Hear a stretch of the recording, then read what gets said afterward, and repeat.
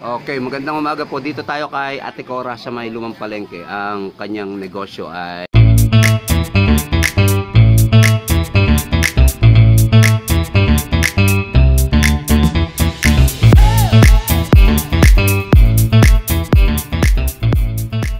mga pang-wrapper, toge, ano pa ba? Tokwa, tofu.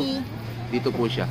Sa lalabas ako para makita yung kanyang pwesto. Ito yung pwesto niya. Doon yung papuntang isdaan. Doon yung papuntang paradahan. Okay? Kausapin natin si Ate Cora. Baka makakuha tayo ng idea sa kanya negosyo. Ate Cora, ilang taon na tong business mo?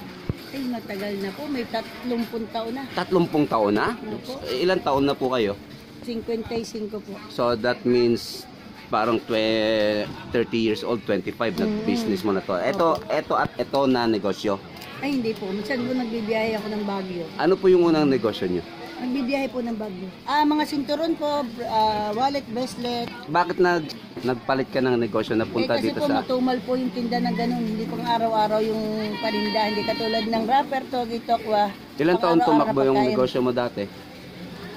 Sa nanay ko po yun. Okay. Then paano mo nagkaroon ng ideya na magpalit ng gantong negosyo? Sino nag-inspire sa'yo? Ko na ganito rin negosyo? hindi po, Gulay Baguio po. Gulay Dati Baguio. po, Gulay Baguio ang tinda kayo. So saan nyo po nakuha yung ideya na mag-wrapper, tokwa? Wala po, kasi po pa 20-20 lang po yung wrapper ko nung araw. Pa 20-20? Opo, pa 20-20 lang. So, tinry ko po na magtinda ng wrapper, Mickey, togi, tofu, lang po. Okay. Ilang oras ka nagtitinda? Anong oras ka dito Alas po 2 po ng madaling araw. Bukas na po kayo? Bukas na po hanggang alas 11. Hindi mo kailangan ng tao, no? Hindi po. Kayang-kaya mo. Kaya po. Kayang-kaya mo na. So, kung okay lang, magkano upa nyo po dito sa pwesto na to? 12,000 po. 12,000. Yes. Wow. Pero ito Pero po yung ilaw pwesto tubig nyo. po. Parang ilang May bahay square na po ako meters sa ba loob to? dyan. May Diyan na po ako nakatira sa loob. Kasama Mag-isa lang na, po ako. kasama na po yung 12,000 Hindi sa pa po. bahay. Opo, kasama. Kasama na. Okay, Kasama very na good, po. very good. So, magkano kailangan mong puhunan sa isang araw? Nasa 30 po. Isang araw? Yes. Ano mong pera? 30 talagang nabot ito, sir. 30,000 na to? Oo, Wow. 30,000 to. Kasi po, parang mga ano lang to, mga wrapper, tokwa. 1,000 wrapper eh. Oh, yun, tokwa daw. Kuya Jo, 1,000 wrapper. 1,000 wrapper. Oo, araw-araw. Ganong karami ang kinukuhang wrapper ni Ate Cora. Tapos, most of the time, sold out yan. 10 balding tofu. Kung pag nagpupunta ako dito, lagi sold out. So, kinuha ko na yung number ni Ate Cora. Kasi kumukuha ko ng mga wrapper, 40, 30, mostly 40, 30. Tapos, nire-reserve niya na sa akin. So, medyo tinanghali ulit ako kaya nagkaroon ako ng time. At bakante rin si Ate Cora. Ate Cora, ilan nabebenta mong wrapper sa isang araw? 1,000 po. Okay lang kung tatanungin sa isang wrapper. Sa Dos lang po ang tubo. Dos lang ang tubo. Opo, sa inyo po piso lang. Sa akin piso 14 dahil... po ang puhunan. Pero kaya mong kitain yung sa wrapper pa lang 1,000 piso isang araw? Yes. Kayang-kaya? Yes. 1,500 kaya? Parang... Hindi ko po, kaya po rin. Okay, pero Pag dumami ang wrapper. Pero- kalamitan 1,000. normally siya wrapper pa lang. Oo, wrapper pa lang. May toge pa pala. Dito rin ako nakuha ng toge kay 20 bundle, Ate Cora. 15 bundle. So, totally, tapos sa lahat ng paninda mo, kaya mong kitain ng 1,500 isang araw. Opo. Kakayanin. Kaya po.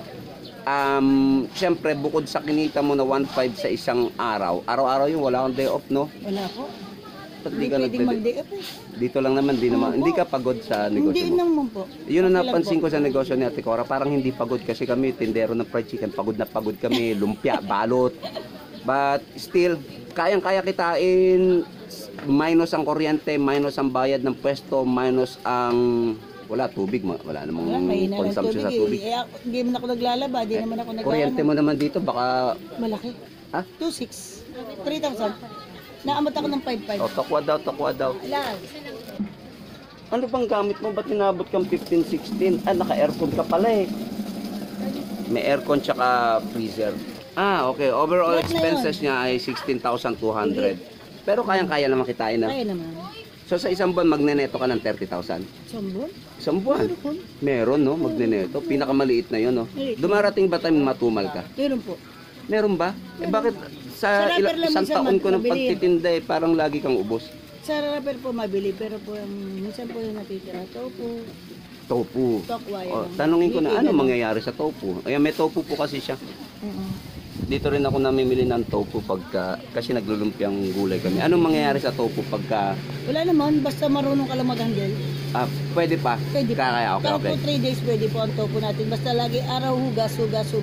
Tapos kailangan may maganda kang temperatura, Yes. fridge, no, refrigerator. Anong mapapayo mo sa mga gusto magnegosyo? Pero sa iba po na magsisimula lang ay mahirap po. Mahirap? Opo, mahirap. Pero kung talagang may karanasan sila pag ganito, so mas maganda kahit pa paano mag sila. Pero pag mag-uumpisa din lang, wala kang utang, magkakautang ka. Magkakautang ka. Okay. Buti na lang kami may nautangan. No? Ba't ikaw may utang ka pa? Nagbubumbay ka pa? Ay, Hindi na. Kaya naman Yan. hindi ko Tama. ginusto. Okay, tama po yan. Ako naman 20 years ago nagbubumbay. Pero sa biyaya ni Lord, ngayon, Hindi na. 20 years nang 20 hindi. years na, di Yun, ba? so, dito po siya sa si Ate Cora sa may Lumang Palengke. So, Sa- wag po kayo magseselos kasi 15 po yung bigay niya sa akin ng wrapper kasi po wholesale po ito.